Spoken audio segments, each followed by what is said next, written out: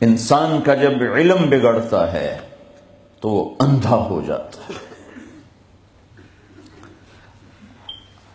عمل بگڑے، علم صحیح ہو تو واپس آنے کی امید ہے کہ دماغ کہہ رہا ہے غلط کر رہا ہوں، تو کبھی واپس آنے کی امید ہے.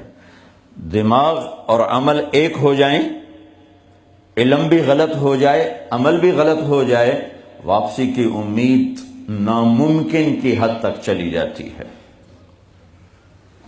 میرے آپ کے پاس اتنا علم نہیں ہے کہ ہم خود اپنی زندگی کے راستے طے کر سکیں، منزل طے کر سکیں اور اپنے مقصد کو جان سکیں، پہچان سکیں. اللہ تعالیٰ نے پہلے اعلان کیا انہو کان ظلوما جہولا، میرے بندے تو بہت بڑا ظالم ہے، بہت بڑا جاہل ہے. چھوٹا موٹا جاہل نہیں ہے، بہت بڑا جاہل ہے. اپنے عقل پہ نہ چلنا ورنہ تباہی کے سوا کچھ نہ ملے گا، کہیں کھڈوں میں گر جاؤ گے.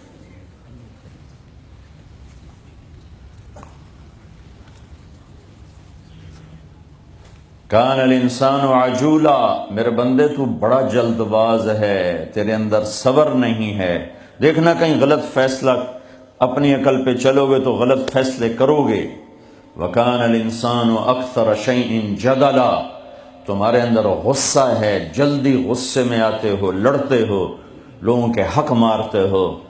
اپنی عقل پہ نہ چلنا، غصہ عقل کو کھا جاتا ہے. وَكَانَ الْإِنسَانُ قَتُورًا، میرے بندے تو بڑا کنجوس ہے، بخیل ہے. پیسہ دے دوں تو اور کی ہوس لگ جاتی ہے، سمیٹنے کے لیے اوروں پر ڈاکے ڈالتا ہے. ایک بدماش ڈاکو ہے جو گن پوائنٹ پہ پیسے لے لیتا ہے، ایک مہذب ڈاکو ہے جو بڑے وائٹ کالر کے ساتھ لوگوں کی جیب سے پیسے نکال لیتا ہے.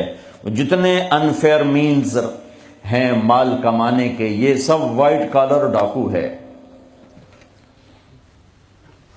میرے بندے وَكَانَ الْإِنسَانُ كَفُورًا، تو ناشکرا بہت ہے. تھوڑی سی تکلیف آ جائے تو میرے سارے احسان بھول جاتا ہے. تو لہٰذا تو اس قابل نہیں ہے کہ اپنی منزل طے کر، راستے طے کر.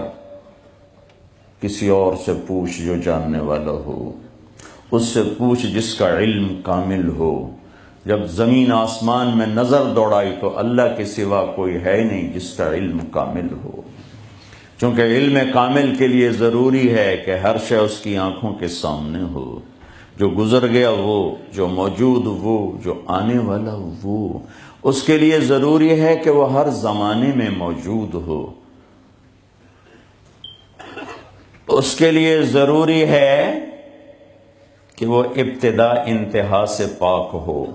اس کے لیے ضروری ہے کہ کوئی چیز اس سے چھپی ہوئی نہ ہو. اس کے لیے ضروری ہے کہ اس کے اوپر کچھ نہ ہو جس کو دیکھنے میں مشکل پیش آئے.